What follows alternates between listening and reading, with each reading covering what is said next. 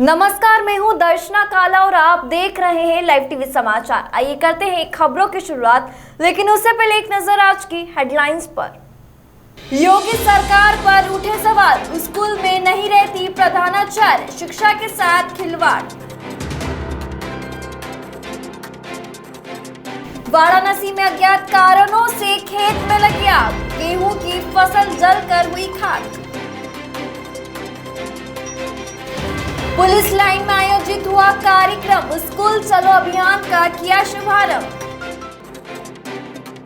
CMC चुनाव के बाद सत्तारूढ़ दल ने सख्त कार्रवाई करते हुए कई नेताओं को पार्टी से निकाल दिया। ओडिशा के जगतपुर के वार्ड नंबर 48 में भी ऐसी ही एक घटना हुई। बीजेडी नेता त्रिलोचन पांडा ने एक प्रेस विज्ञप्ति जारी की। उसमें दावा किया है कि उसका कबूलनामा यातना के माध्यम से प्राप्त किया गया था। बीजेडी के वरिष्ठ नेता प्रभात बिस्वाल ने कहा कि पार्टी विरोधी कार्यकर्ताओं को पार्टी से निलंबित कर दिया गया है, लेकिन त्रिलोचन इस निर्णय को स्वीकार नहीं कर सके। वहीं दूसरी ओर विजय भुइया दलों के खिलाफ काम कर रहे हैं, इस बात से सबूत भी है, लेकिन उन्हें टीम में कोई शामिल किया गया, इस बात को वार्ड 48 के पूर्व संपादक त्रिलोचन पांडा ने खुलासा किया। अगर इसी तरह दलों के अंदर समस्या बढ़ने लगी तो बीजेडी को भारी नुकसान का सामना करना पड़ेगा। आइए सुनते हैं क्या कहा बीजेडी नेता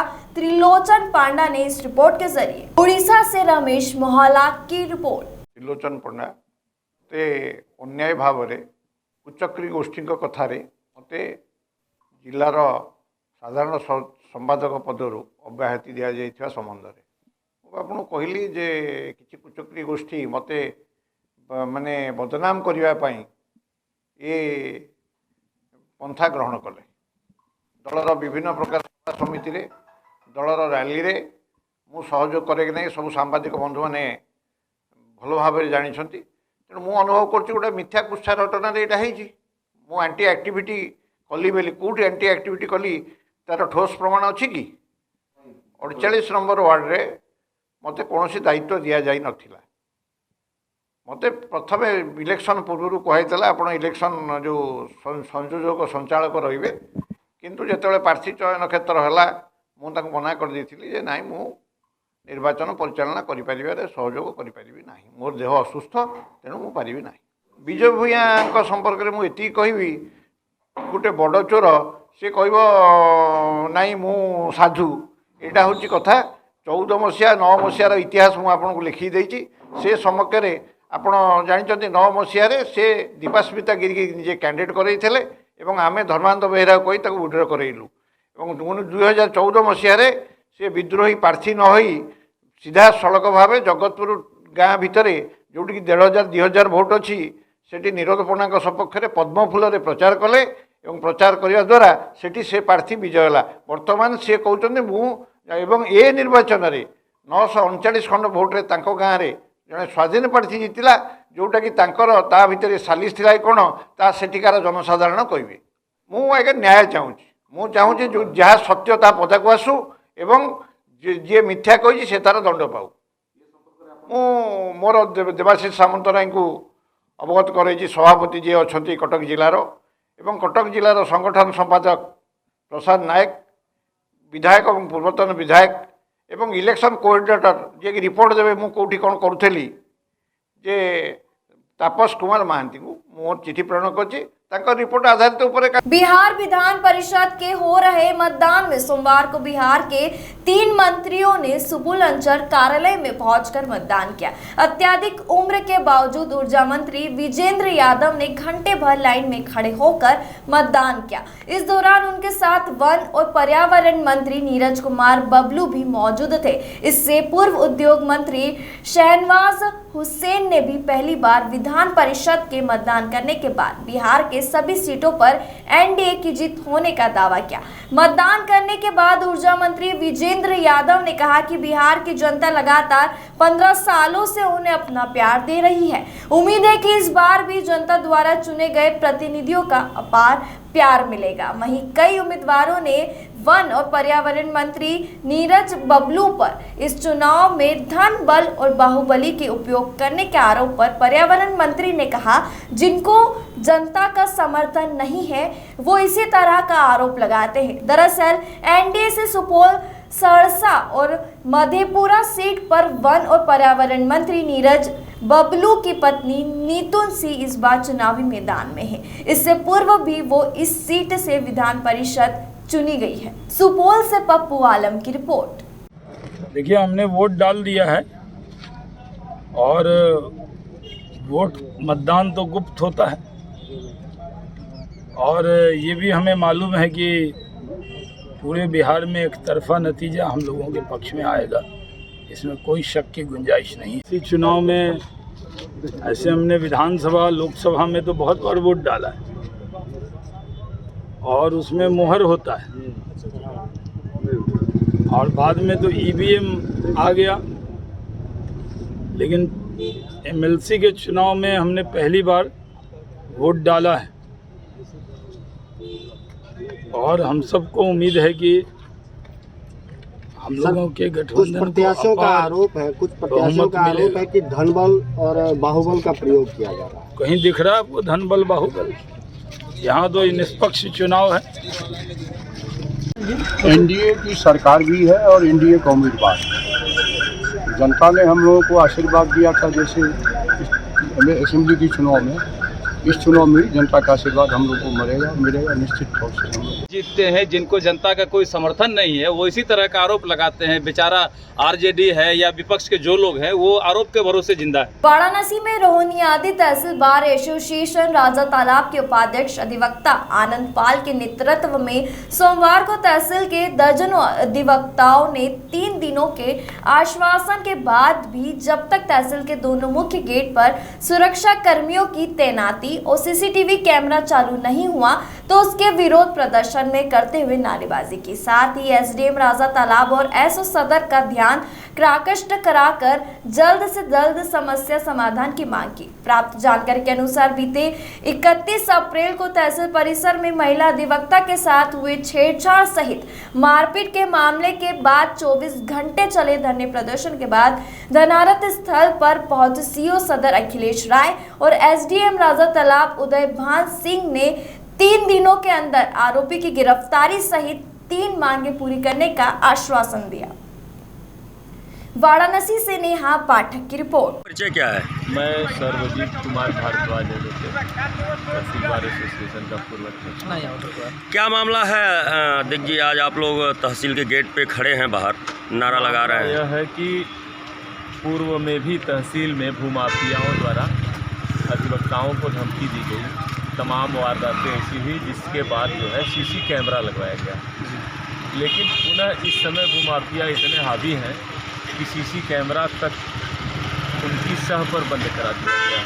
मेरा आरोप है सीसी कैमरा अभी बंद है, उनकी सह पर बंद कराया गया है, मेरा आरोप है। अच्छा, अभी 3-4 दिन पहले एसडीएम साहब द्वारा और सीओ साहब द्वारा ये कहा गया, आश्वासन दिया गया कि तत्काल जो है सीसी कैमरा चालू करवाया जाएगा और तहसील के हर गेट पे 2-2 सिपाही मौजूद किए जाएंगे सुरक्षा की दृष्टि से। आपके साथ तमाम पत्रकार बंधु हैं, सभी मित्रों से मैं व्यक्तिगत आग्रह करूंगा कि 2 गेट लगे हैं, दोनों का अवलोकन कर लें। होम गार्ड भी नहीं है, सिपाही तो दूर की बात है, दरोगा तो दूर की बात है, होम गार्ड भी नहीं है और कैमरा भी चालू नहीं हुआ। अभी तक कैमरा भी चालू नहीं हुआ, तो इसके बाबत आपका क्या कहना है? हमारा यही है कि आदरणीय अध्यक्ष जी से हम लोगों ने आज सुबह ही निवेदन किया कि आदरणीय अध्यक्ष जी एसडीएम साहब से वार्ता करिए कि सीसी कैमरा चालू करावें और सुरक्षा गार्ड की तैनाती करावें, अन्यथा हम लोग 1-2 दिन इंतजार करके फिर प्रस्ताव देंगे। आपका परिचय क्या है? आलोक सिंह डोके। क्या मामला है? जैसा आपको पहले के वक्ता ने बताया, हम लोग के बड़े भाई सरजी भारद्वाज जी ने, अधिवक्ताओं की सुरक्षा का मामला है, भूमाफियाओं का गोल यहाँ पर सक्रिय है।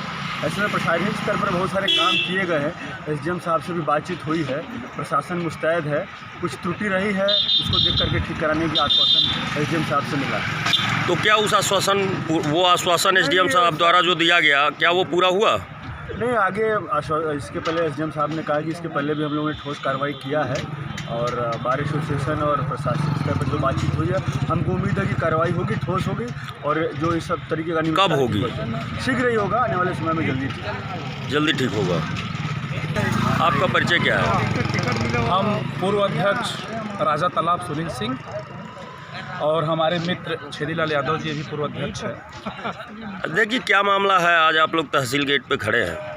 मामला लगातार जब से यहाँ तहसील खुला है 2014 से यहाँ जमीन संबंधित विवादों का निपटारा होता है और हम लोग आए दिन देखते हैं कि जिससे विवाद है, वादकारी और जो उनकी खिलाफ पार्टी है, वादी प्रतिवादी आते हैं, लेकिन उनके साथ आए दिन हम लोगों के संबंधित विवादों का निपटारा होता है और हम लोग आए दिन देखते हैं कि जिससे विवाद है, वादकारी और जो उनकी खिलाफ पार्टी है, वादी प्रतिवादी आते हैं, लेकिन उनके साथ आए दिन हम लोगों को देखने में आता है कि असलाहधारी, बिचौलिया, भूमाफिया, ज़मीन के दलाल सब उनके साथ आते हैं। अच्छा, अभी ये जो कुछ दिन पहले 3-4 दिन पहले ये हुआ कि असलहा लहराया गया तहसील परिसर में, इसमें कितनी सत्यता है, क्या है ये बिल्कुल सत्य बात है।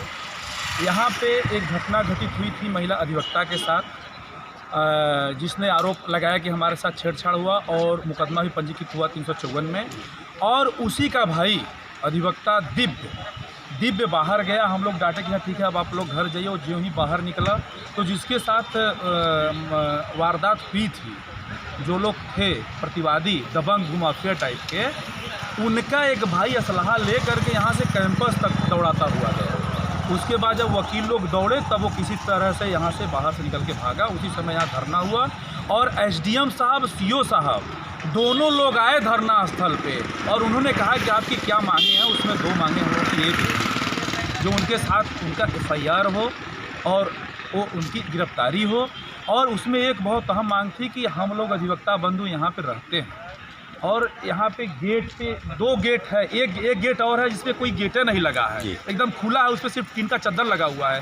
2 गेट है, दोनों गेटों पे न कोई गार्ड है, न कोई पुलिस का कर्मचारी है, न कोई हम लोगों के सुरक्षा की व्यवस्था है। और कई बार हम लोगों ने डीएम तक इस बात को उठाया, एसडीएम से उठाया कि देखिए यहाँ वकीलों की सुरक्षा का जिम्मेवार कौन होगा जब यहाँ भूमाफिया आते हैं, गुंडे आते हैं। किसी दिन हम लोगों को बहुत बड़ा दुर्घटना का सामना करना पड़ सकता है। अभी उन्होंने कहा था 2 दिन पहले कि अब मतलब डेली पर डे दोनों गेटों पे 2-2 सिपाही रहेंगे और जो भी अंदर आएगा जाएगा उनका जांच होगा, कोई असलाहधारी अंदर नहीं आएगा। और सारे गेटों के नुक्कड़ों पे और सारे न्यायालय भवन परिसर में CCTV कैमरा लगा होगा ताकि किसी प्रकार की दुर्घटना वारदात हो तो हमें उसकी जानकारी मिले। इनके द्वारा जो आश्वासन दिया गया अभी तक पूरा नहीं हुआ। 3 दिन का समय था। इसके बाबत आपको क्या कहना है? बस 3 दिन का समय उन्होंने दिया था। अतिशीघ्र 1-2 रोज के अंदर अगर एक काम नहीं होता है, सुरक्षा व्यवस्था हम लोगों के ध्यान में नहीं देते हैं SDM साहब या यहाँ का प्रशासन, तो अगर 2 दिन के अंदर नहीं दिया जाता है, कोई गार्ड नहीं रहता, CCTV कैमरा नहीं अगर लगता है, तो हम लोग अनिश्चितकालीन धरने पर जाएंगे। अपने अध्यक्ष महोदय को हम लोग प्रस्ताव बना कर देंगे कि जब तक हम लोग का सुरक्षा व्यवस्था नहीं होता तब यहाँ पे कोई काम न हो, हम लोग न्यायिक प्रक्रिया से दूर रहें। उत्तराखंड क्षेत्र के वरिष्ठ सामाजिक कार्यकर्ता अमित पांडे और प्रसिद्ध फोटोग्राफर बसंत बल्लभ पांडे ने मां भद्रकाली मंदिर के दर्शन किए और यहां हो रहे विकास कार्यों की प्रशंसा करते हुए कहा कि देवी का यह पावन दरबार बहुत ही अद्भुत और निराला है। यहां के दर्शन करके वे धन्य हैं। उन्होंने क्षेत्र के समस्त भक्तजनों और मंदिर कमेटी का आभार जताते हुए कहा कि यहां निरंतर हो रहे विकास कार्यों से आने वाले समय में यह दरबार विराट आध्यात्मिक आभा का केंद्र होगा। साथ ही उन्होंने कहा कि जनपद बागेश्वर में स्थित कमसियार घाटी का यह दरबार उत्तर भारत का एक ऐसा वैष्णवी शक्तिपीठ है जिसके दर्शन से मिलने वाले सुकून का वर्णन शब्दों में किया ही नहीं जा सकता है। रमाकांत पंत की रिपोर्ट। आज विशेष रौनक मां भद्रकाली दरबार में आप देख रहे हैं, दूर दराज क्षेत्र से भक्तजन यहाँ पहुँचे हुए हैं। हमारे साथ एक भक्त जुड़े हुए हैं, आइए मिलते हैं इनसे। आपका शुभ नाम? मेरा नाम अमित पांडे है। नमस्कार। अमित पांडे जी हमारे बीच में पहुंचे। पांडे जी, आप कहाँ से आए हैं?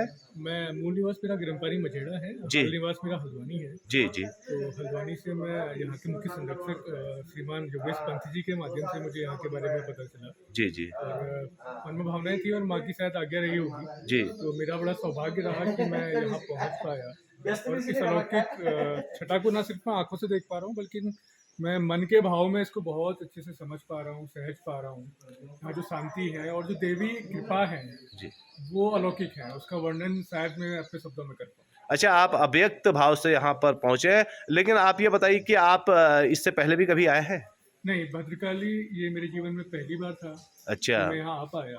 अच्छा, पहली बार आप इस क्षेत्र में आए हैं भद्रकाली दरबार में, और पहली बार यहाँ पहुँच करके आप अलौकिक अनुभूति महसूस कर रहे हैं। क्या भविष्य में फिर अब आने का आपने क्या योजना बनाई है? बिल्कुल, विगत कई वर्षों से मैं इसके जिक्र, इसके चमत्कारों के बारे में, इस जगह के बारे में सुनता आ रहा था, लेकिन शायद कभी वो आदेश मुझे ना रहा हो। लेकिन जब मैं यहाँ आया, जब मैंने व्यक्तिगत तौर से इसको महसूस किया, जो अलौकिकता है, जो क्षेत्रपाल जी जिस तरीके से यहाँ पर विराजमान हैं, जिस तरह से इस मूर्तियों का जो स्वरूप यहाँ पे उभर के आया है, जो गुफाओं का जो स्ट्रक्चर यहाँ पे बना हुआ है, वाकई अपने आप में पराविज्ञान का बहुत गूढ़ रहस्य होगा। और मन की जो शांति है वो वाकई यहाँ पे बड़ी अनोखी लगी, बड़ी अलग लगी। माँ हम सभी पर कृपा बनाए रखे और ऐसे ही आदेश करते रहे, हम लोग यहाँ पे आते रहें। और वाकई आभार है मंदिर कमेटी का, के सदस्यों का, के कर्मठ सदस्यों का, पुजारी जी का, स्थानीय लोगों का, जिन्होंने इस पवित्र स्थल को बहुत अच्छे से सजो के रखा है। और आप जैसे लोगों का भी बड़ा साधुवाद मैं करना चाहूँगा कि आप लोग लगातार प्रयासरत हैं कि इस धरोहर को आप सजो के रखें। बहुत बहुत धन्यवाद। एक भक्तजन हमारे बीच में और पहुँचे हैं। पंडित जी, आप कहाँ से आए हैं? अल्मोड़ा से। आपका शुभ नाम? बसंत वल्लभ पांडे। बसंत वल्लभ पांडे जी, क्या आप पहले भी कभी यहाँ आए हैं? सर, पहले भी आए हैं। अच्छा, आप इस दरबार में जब आते हैं तो आपको कैसी अनुभूति होती है? शांति की अनुभूति होती है। जी जी। तो मन के जो विकार होते हैं वो नष्ट हो जाते हैं। अच्छा, आप ये बताइए कि पहले आपने भद्रकाली दरबार देखा और आज आप भद्रकाली दरबार में पहुंचे, तो यहाँ आपको क्या अंतर लगा? कुछ सौंदर्यीकरण के क्षेत्र में, विकास के क्षेत्र में? पहले और आज में काफ़ी परिवर्तन है। जैसे पहले यहाँ पे ये चीज़ें नहीं बनी थी, अभी यहाँ पे धर्मशाला भी बन चुका है, रहने के लिए बढ़िया सा वो भी बन गया है और भोजनालय भी बन चुका है, शौचालय इत्यादि की व्यवस्था है। सौंदर्यीकरण में जो है काफ़ी अच्छा सुधार हो चुका है पहले की अपेक्षा। चलिए, बहुत बहुत धन्यवाद। कटिहार जिले के मनिहारी थाना अंतर्गत अमीराबाद वार्ड नंबर 18 से एक मामला सामने आ रहा है, जहां आसपास रह रहे पड़ोसी में आपसी विवाद हो गया, जिसके चलते एक पक्ष ने दूसरे पक्ष के घर में घुसकर तोड़फोड़ की, साथ ही लाठी डंडे से पीटकर शेख गुलजार और उनकी पत्नी आदीना को घायल कर दिया और घर में रखे 25,000 रुपए भी निकाल लिए और धमकी देते हुए कहा कि अगर हमारे विरुद्ध किसी भी तरह का केस करोगे तो हम लोग जान से मार देंगे। यह पूरी घटना मनिहारी थाना के मांझी SIO चौकीदार के सामने हो रही थी, जो दोनों डर कर घर में छुपे हुए थे और तमाशा देखते रहे। साथ ही पीड़िता ने दबंगों के नाम बताते हुए कहा कि मजहर हुसैन, नूर बानू खातून, शेख सनोवर, शेख मनोवर, शेख मिन्नत, इन सभी आरोपी को पुलिस ने प्रशासन के सामने ही मारपीट की। गुलजार का कहना है कि मुझे कानून पर भरोसा है, मुझे जान से मारने की धमकी दी जा रही है, मुझे इंसाफ चाहिए, जिससे भी मारपीट की है उसे गिरफ्तार किया जाए। Bureau report. क्या नाम है आपका? मेरा नाम शेख गुलजार।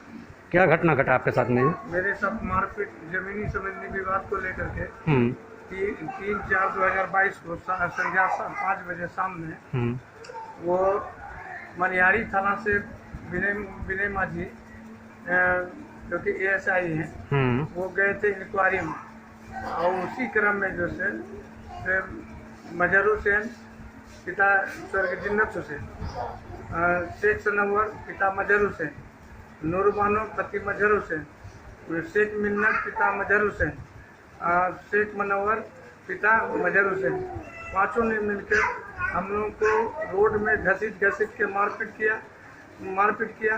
उसके बाद जो से मारपीट करने के बाद हम लोग कोई भी बचाने के लिए जाए तो उसी को ये करे, हटा दे।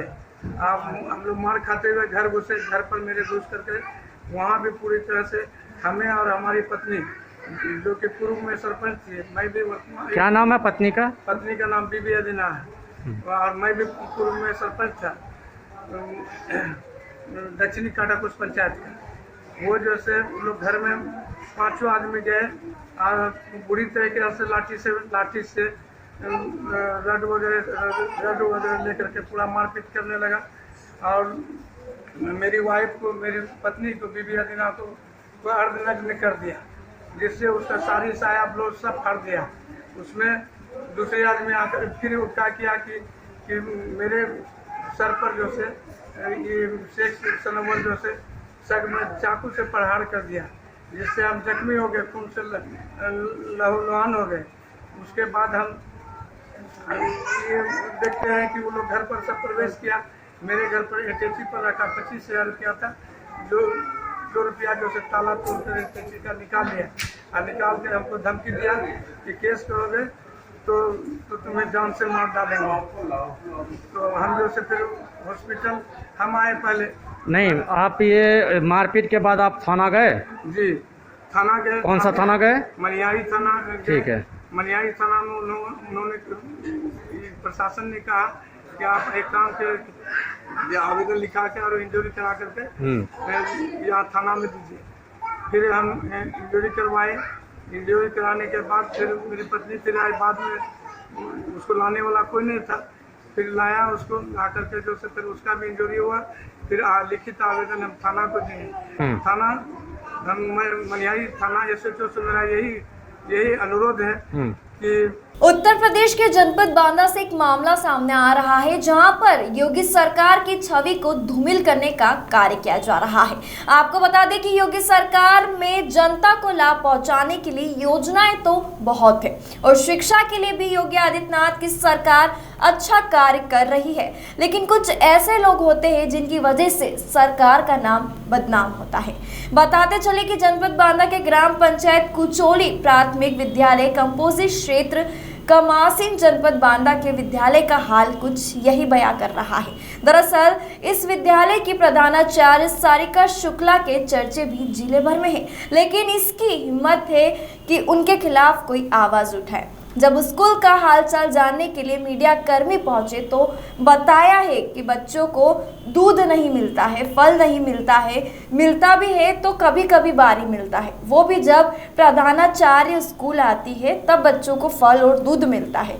वह स्कूल भी कभी कभी आती है प्रधानाचार्य, वहाँ के कर्मचारी अध्यापक भी उनके खिलाफ कुछ ज्यादा नहीं बोल सके, लेकिन बच्चों ने सारी पोल खोल दी प्रधानाचार्य की। बच्चों ने साफ साफ कह दिया कि हमें कभी कभी ही दूध और फल दिए जाते हैं और प्रधानाचार्य विद्यालय में बहुत ही कम आती है।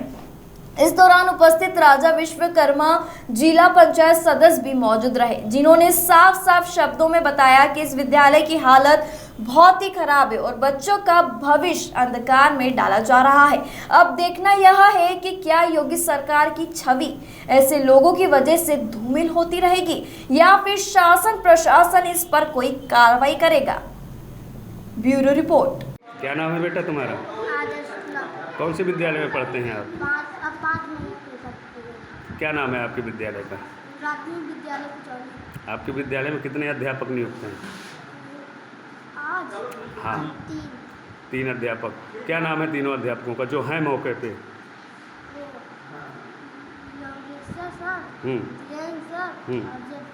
प्रधान अध्यापक का क्या नाम है आपके? सारिका शुक्ला जी। क्या विद्यालय नहीं आती हैं?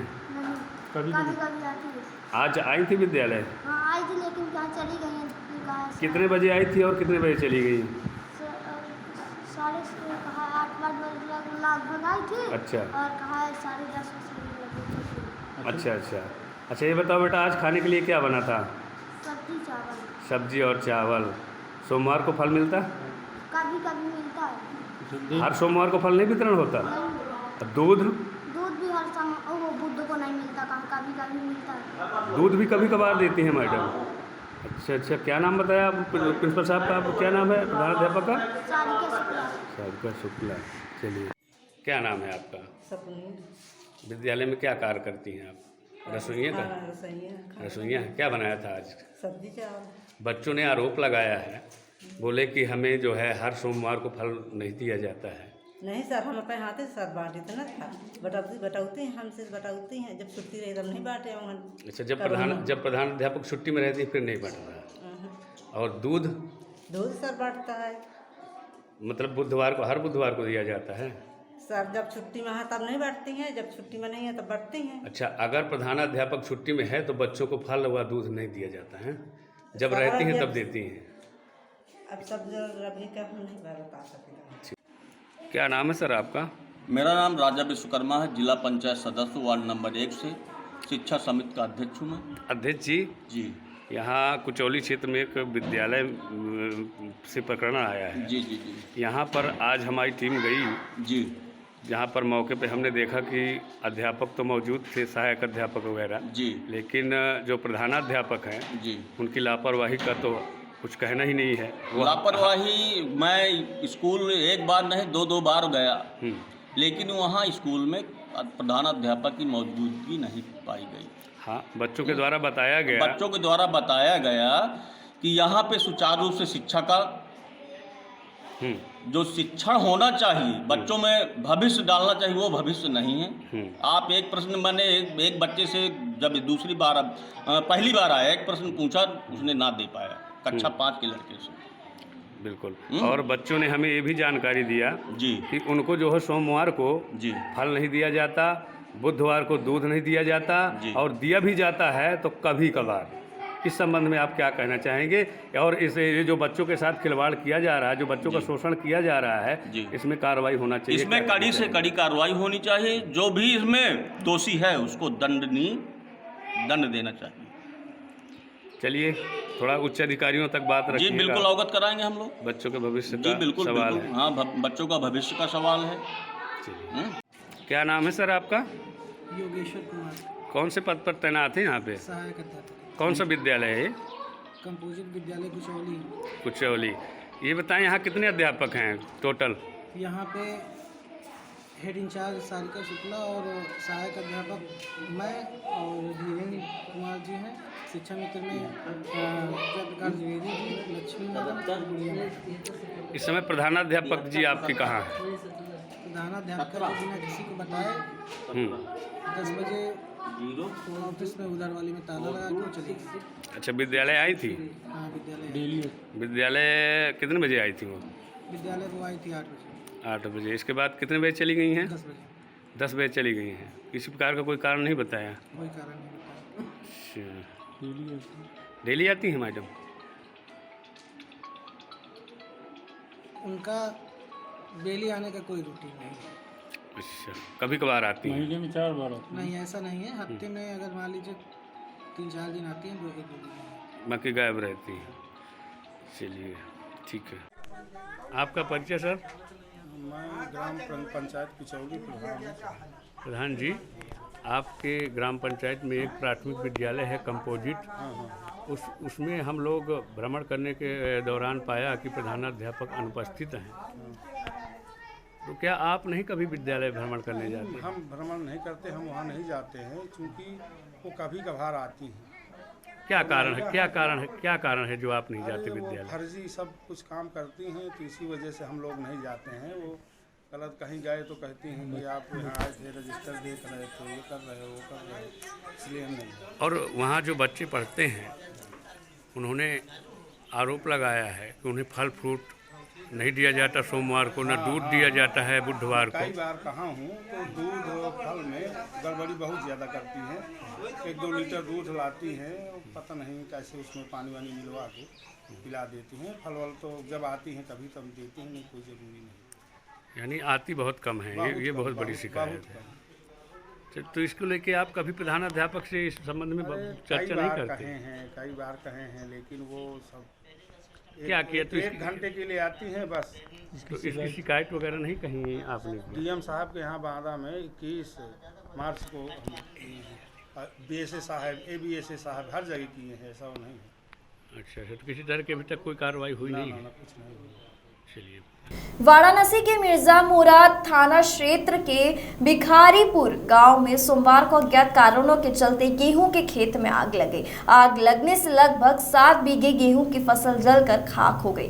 भिखारीपुर गांव के ग्राम प्रधान रामशरण यादव ने बताया कि गांव के कई लोगों के गेहूं के खेत में आज दोपहर आसपास अज्ञात कारणों के चलते आग लगने से तकरीबन 7 बीघा गेहूं की तैयार फसल जलकर खाक हो गई। लोगों ने आग लगने की सूचना मिर्जा मुराद पुलिस को देते हुए फायर ब्रिगेड को दी। जब तक फायर ब्रिगेड पहुंचती कि तब तक फसल जलकर खाक हो गई थी। किसानों का घर काफी दूर था। खेत में आग की सूचना मिलने पर पीड़ित खेत में आग देखकर शोर मचाने लगे, जहां लोगों ने बाल्टी आदि सामान लेकर आग बुझाने की काफी प्रयास किए, लेकिन आग पर काबू नहीं पाया जा सका। वहीं पीड़ित किसान की मेहनत जलकर खाक हो जाने से किसान मायूस हो गए और आंखों में आंसू आ गए। वाराणसी से नेहा पाठक की रिपोर्ट।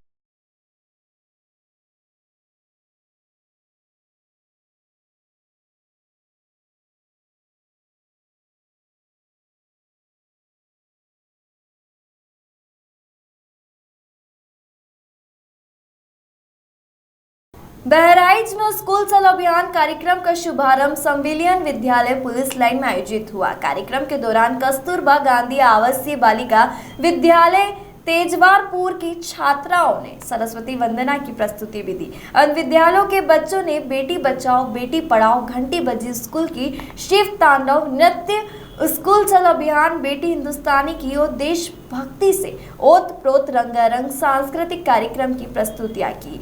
कार्यक्रम में प्रतिभाग करने वाले बच्चों को स्पोर्ट किट और पुष्प गुच्छ प्रदान कर प्रोत्साहित किया गया। कार्यक्रम में दिव्यांग बच्चों नेहा, अभय, सोनू और आकांक्षा को ब्रेल किट का वितरण किया गया, जबकि सर्व शिक्षा अभियान में सक्रिय सहयोग के लिए ग्राम प्रधान अहरारो डॉक्टर श्याम किशोर चौधरी, ग्राम अशोका के रामराज, ग्राम बेहटाभय के अभिषेक शुक्ला को, ग्राम नगरोर की परवीन जहां को प्रशस्ति पत्र देकर प्रदान किया गया। इसके अलावा विद्यालय में सबसे अधिक उपस्थित रहने वाले छात्र छात्राओं को भी सम्मानित किया गया। कार्यक्रम को संबोधित करते हुए सांसद अक्षय लाल गोंड, विधायक पयागपुर सुभाष त्रिपाठी, विधायक सदर बहराइच अनुपमा जायसवाल ने कहा कि देश और समाज में उन्नयन के लिए शिक्षा महत्वपूर्ण कड़ी है। हम सभी का प्रयास होना चाहिए कि 100% बच्चों का विद्यालयों में नामांकन हो और वे अच्छी शिक्षा ग्रहण कर एक अच्छा नागरिक बनकर देश, प्रदेश और समाज की सेवा कर सके। कार्यक्रम का सांसद अक्षय लाल गोंड, विधायक पयागपुर सुभाष त्रिपाठी, विधायक सदर बहराइच अनुपमा जायसवाल, जिलाधिकारी डॉक्टर दिनेश चंद, वरिष्ठ पुलिस अधीक्षक केशव कुमार चौधरी, मुख्य विकास अधिकारी कविता मीना व अन्य ने दीप प्रज्वलित कर शुभारंभ किया। कार्यक्रम के दौरान मुख्यमंत्री योगी नाथ ने जनपद श्रावस्ती में स्कूल चलो अभियान के शुभारंभ कार्यक्रम का सजीव प्रसारण भी दिखाया।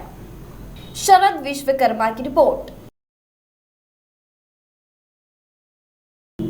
हिमालय के आंचल में स्थित कुचोली और खनतोली गांव आध्यात्मिक रूप से जितने सद्भव है, सौंदर्य की छटाओं के लिए उतने भी प्रसिद्ध भी है, लेकिन पलायन के दंश से अब गांवों की रौनक सुनी होती जा रही है। खनतोली के पास में स्थित कुचोली गांव तो लगभग खाली ही हो चुका है। अधिकतर घरों में ताले लटक चुके हैं। मूलभूत सुविधाओं के अभाव और बेरोजगारी से जूझ रहे युवा रोजगार की तलाश में तेजी से शहर की ओर पलायन कर रहे हैं। जीवंत रौनकों का केंद्र रहा कुचोली गांव तो अब लगभग खाली हो चुका है। इस गांव में 1-2 घरों में है, इलाके में कुछ ही लोग रहते हैं, शेष पूरा गांव खाली हो चुका है। कुजडी ऋषि की तपोभूमि कुचोली गांव की सुंदरता अतुलनीय है।